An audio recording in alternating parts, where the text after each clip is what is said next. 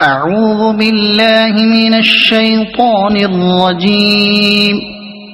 بسم اللہ الرحمن الرحیم واللیل اذا یغشی والنہار اذا تجلی وما خلق الذکر والانثى ان سعیکم لشتی۔ قسم ہے رات کی جبکہ وہ چھا جائے اور دن کی جبکہ وہ روشن ہو، اور اس ذات کی جس نے نر اور مادہ کو پیدا کیا، در حقیقت تم لوگوں کی کوششیں مختلف قسم کی ہیں۔ یہ وہ بات ہے جس پر رات اور دن اور نر و مادہ کی پیدائش کی قسم کھائی گئی ہے۔ مطلب یہ ہے کہ جس طرح رات اور دن اور نر اور مادہ ایک دوسرے سے مختلف ہیں اور ان میں سے ہر دو کے آثار و نتائج باہم متضاد ہیں، اسی طرح تم لوگ جن راہوں اور مقاصد میں اپنی کوششیں صرف کر رہے ہو وہ بھی اپنی نوعیت کے لحاظ سے مختلف اور اپنے نتائج کے اعتبار سے متضاد ہیں۔ اس کے بعد کی آیات میں بتایا گیا کہ یہ تمام مختلف کوششیں دو بڑی اقسام میں تقسیم ہوتی ہیں۔ فَأَمَّا مَنْ أَعْطَى وَاتَّقَى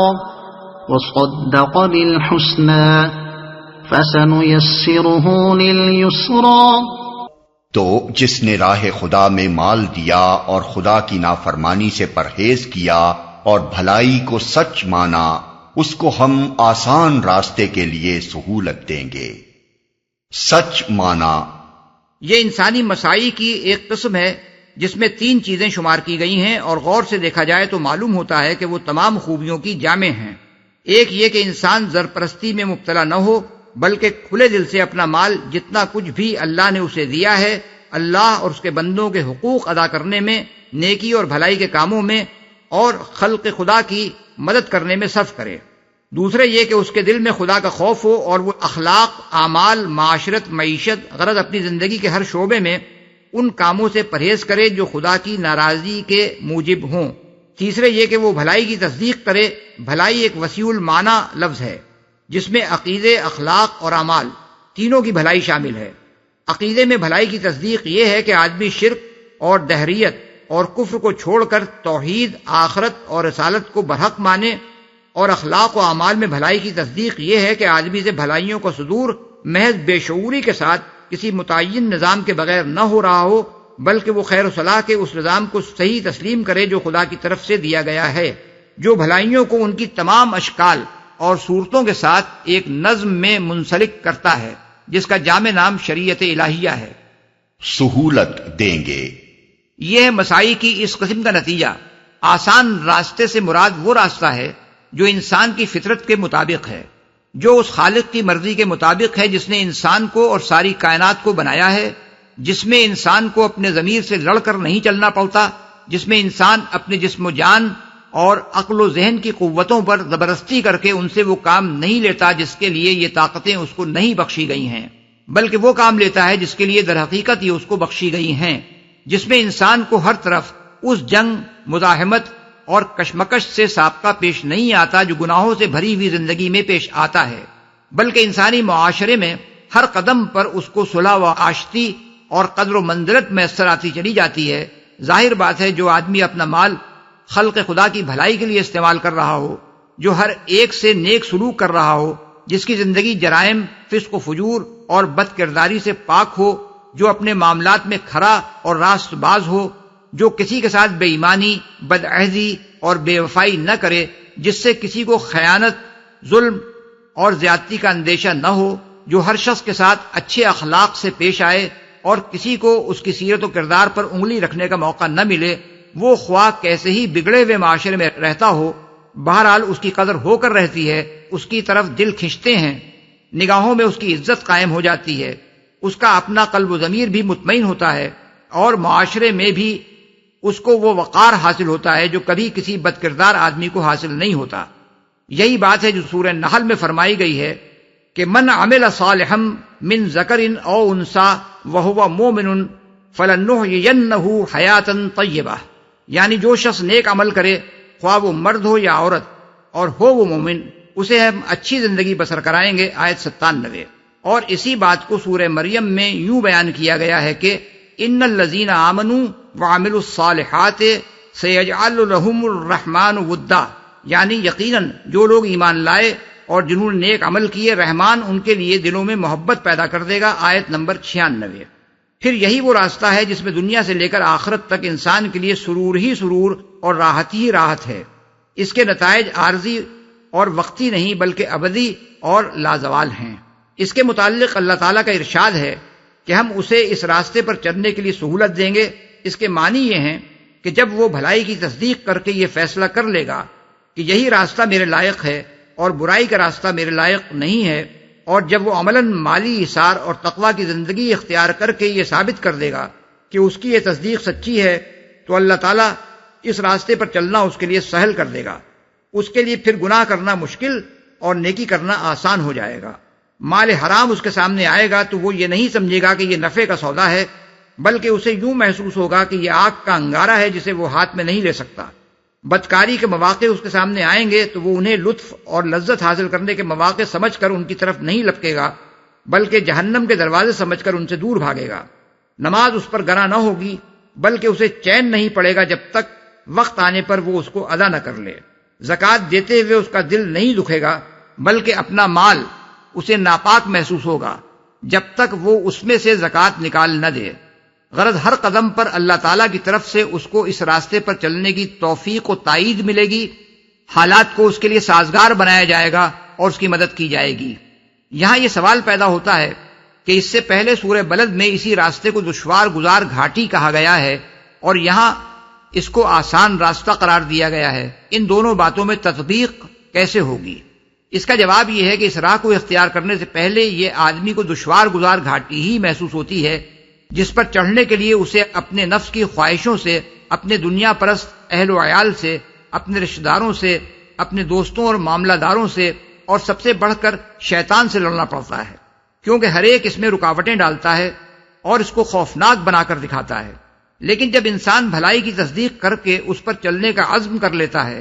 اور اپنا مال راہ خدا میں دے کر اور تقوی کا طریقہ اختیار کر کے عملاً اس عزم کو پختہ کر لیتا ہے، تو اس گھاٹی پر چڑھنا اس کے لیے آسان اور اخلاقی پستیوں کے کھڈ میں لڑکنا اس کے لیے مشکل ہو جاتا ہے۔ وَأَمَّا مَن بَخِلَ وَاسْتَغْنَىٰ وَكَذَّبَ بِالْحُسْنَىٰ فَسَنُيَسِّرُهُ لِلْعُسْرَىٰ وَمَا يُغْنِي عَنْهُ مَالُهُ إِذَا تَرَدَّىٰ۔ اور جس نے بخل کیا اور اپنے خدا سے بے نیازی برتی اور بھلائی کو جھٹلایا، اس کو ہم سخت راستے کے لیے سہولت دیں گے، اور اس کا مال آخر اس کے کس کام آئے گا جبکہ وہ ہلاک ہو جائے۔ بھلائی کو جھٹلایا، یہ انسانی مساعی کی دوسری قسم ہے جو اپنے ہر جزء میں پہلی قسم کے ہر جزء سے مختلف ہے۔ بخل سے مراد محض وہ بخل نہیں ہے جس کے لحاظ سے عام طور پر لوگ اس آدمی کو بخیل کہتے ہیں جو روپیہ جوڑ جوڑ کر رکھتا ہے اور اسے نہ اپنے اوپر خرچ کرتا ہے نہ اپنے بال بچوں پر، بلکہ اس جگہ بخل سے مراد راہ خدا میں اور نیکی اور بھلائی کے کاموں میں مال صرف نہ کرنا ہے، اور اس لحاظ سے وہ شخص بھی بخیل ہے جو اپنی ذات پر، اپنے عیش و آرام پر، اپنی دلچسپیوں اور تفریحوں پر تو خوب دل کھول کر مال لٹاتا ہے، مگر کسی نیک کام کے لیے اس کی جیب سے کچھ نہیں نکلتا، یا اگر نکلتا بھی ہے تو یہ دیکھ کر نکلتا ہے کہ اس کے بدلے میں اسے شہرت، نام و نمود، حکام رسی یا کسی اور قسم کی منفعت حاصل ہوگی۔ بے نیازی برتنے سے مراد یہ ہے کہ آدمی دنیا کے مادی فائدوں ہی کو اپنی ساری تگ و دو اور محنت و کوشش کا مقصود بنا لے اور خدا سے بالکل مستغنی ہو کر اس بات کی کچھ پرواہ نہ کرے کہ کس کام سے وہ خوش اور کس کام سے وہ ناراض ہوتا ہے۔ راہ بھلائی کو جھٹلانا تو وہ اپنی تمام تفصیلات میں بھلائی کو سچ ماننے کی ضد ہے، اس لیے اس کی تشریح کی حاجت نہیں ہے، کیونکہ بھلائی کی تصدیق کا مطلب ہم واضح کر چکے ہیں۔ سہولت دیں گے، اس راستے کو سخت اس لیے کہا گیا ہے کہ اس پر چلنے والا اگرچہ مادی فائدوں اور دنیاوی لذتوں اور ظاہری کامیابیوں کے لالچ میں اس کی طرف جاتا ہے، لیکن اس میں ہر وقت اپنی فطرت سے، اپنے ضمیر سے، خالق کائنات کے بنائے ہوئے قوانین سے اور اپنے گرد و پیش کے معاشرے سے اس کی جنگ برپا رہتی ہے۔ صداقت، دیانت، امانت، شرافت اور عفت و عصمت کی اخلاقی حدوں کو توڑ کر جب وہ ہر طریقے سے اپنی اغراض اور خواہشات کو پورا کرنے کی کوشش کرتا ہے جب اس کی ذات سے خلق خدا کو بھلائی کے بجائے برائی ہی پہنچتی ہے، اور جب وہ دوسروں کے حقوق اور ان کی عزتوں پر دست درازیاں کرتا ہے تو اپنی نگاہ میں وہ خود ذلیل و خوار ہوتا ہے، اور جس معاشرے میں وہ رہتا ہے اس سے بھی قدم قدم پر لڑ کر اسے آگے بڑھنا پڑتا ہے۔ اگر وہ کمزور ہو تو اس روش کی بدولت اسے طرح طرح کی سزائیں بھگتنی ہوتی ہیں، اور اگر وہ مالدار، طاقتور اور بااثر ہو تو چاہے دنیا اس کے زور کے آگے دب جائے، لیکن کسی کے دل میں اس کے لیے خیر خواہی، عزت اور محبت کا کوئی جذبہ نہیں ہوتا، حتیٰ کہ اس کے شریک کار بھی اس کو ایک خبیث آدمی ہی سمجھتے ہیں۔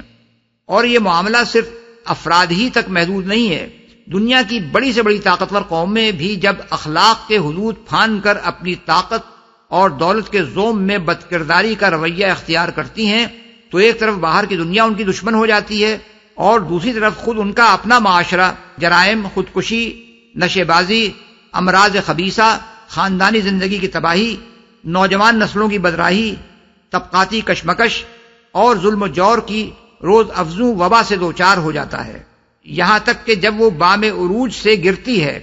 تو دنیا کی تاریخ میں اپنے لیے لعنت اور پھٹکار کے سوا کوئی مقام چھوڑ کر نہیں جاتی۔ اور یہ جو فرمایا گیا کہ ایسے شخص کو ہم سخت راستے پر چلنے کی سہولت دیں گے، اس کے معنی یہ ہے کہ اس سے بھلائی کے راستے پر چلنے کی توفیق سلب کر لی جائے گی، برائی کے دروازے اس کے لیے کھول دیے جائیں گے،